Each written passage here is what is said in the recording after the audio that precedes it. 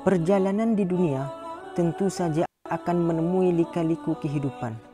Selalu akan ada permasalahan yang akan menghampiri kita. Namun sebenarnya solusi dari permasalahan tersebut bisa kita temui melalui hadis-hadis yang pernah Rasulullah Shallallahu Alaihi Wasallam sampaikan ketika masa hidupnya. Hadis merupakan petunjuk kehidupan kedua setelah Al-Quran. Banyak nilai kehidupan yang bisa kita jadikan inspirasi dari hadis-hadis Nabi. Berikut beberapa hadis yang bisa kita jadikan pedoman kehidupan kita di dalam menjalani atau mengarungi kehidupan ini. Yang pertama, kita dianjurkan untuk menghindari perbuatan zalim dan kikir.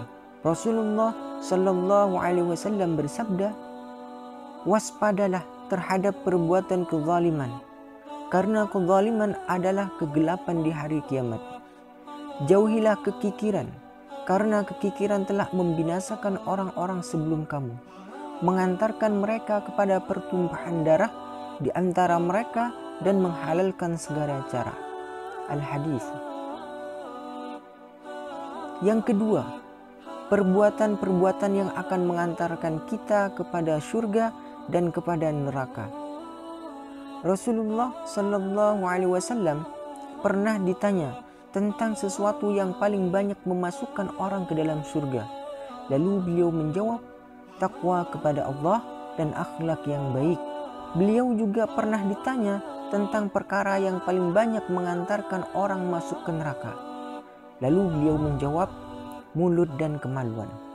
Dari hadis tersebut, kita bisa memahami bahwa supaya terhindar dari neraka, kita harus menjaga mulut dan kemaluan. Mulut hendaknya dipakai untuk hal-hal yang baik, tidak dipakai untuk mencaci maki orang, menjelek-jelekan orang, memfitnah, dan perbuatan-perbuatan yang tercela lainnya. Kemaluan perempuan atau laki-laki hendaknya dijaga jangan sampai melakukan perbuatan yang terlarang, yaitu zina. Yang ketiga, lakukan istikharah, musyawarah, dan berhemat.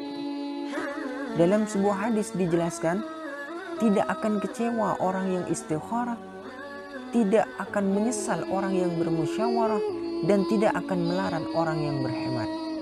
Al-Hadis.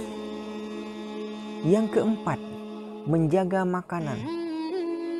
Dalam hadis Nabi Shallallahu Alaihi Wasallam dijelaskan, tiada makanan yang lebih baik daripada hasil usaha tangan sendiri. Al-Hadis. Yang kelima,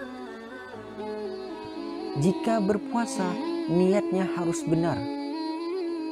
Dalam hadis Nabi Shallallahu Alaihi Wasallam dijelaskan, barang siapa berpuasa Ramadan atas dasar iman dan mengharap pahala dari Allah, maka dosanya yang telah lalu akan diampuni.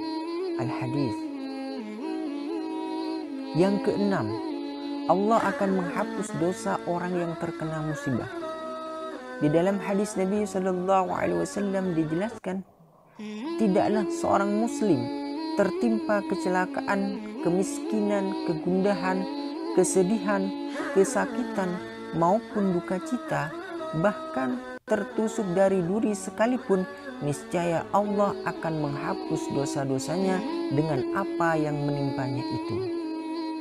Dari hadis tersebut kita bisa memahami bahwa jika ada seorang muslim tertimpa musibah dan ia bersabar atas musibah-musibah tersebut, karena setiap musibah itu berasal dari Allah atau atas pembagian takdir Allah, maka insya Allah dosa-dosanya akan dihapus oleh Allah sesuai dengan musibah yang ia terima. Yang ketujuh, ujian orang yang baik itu adalah musibah.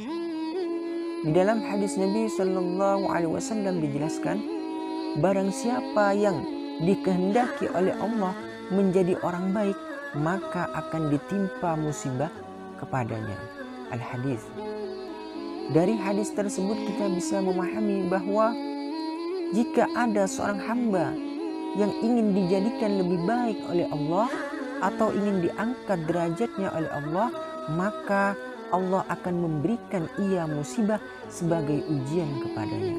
Jika ia bersabar dan ikhlas atas musibah tersebut, maka Allah akan angkat derajatnya di sisinya. Yang kedelapan, harus rajin bangun pagi supaya rezekinya mengalir terus.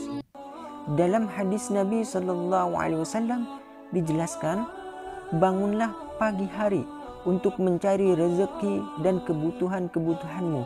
Sesungguhnya pada pagi hari terdapat berkah dan keberuntungan.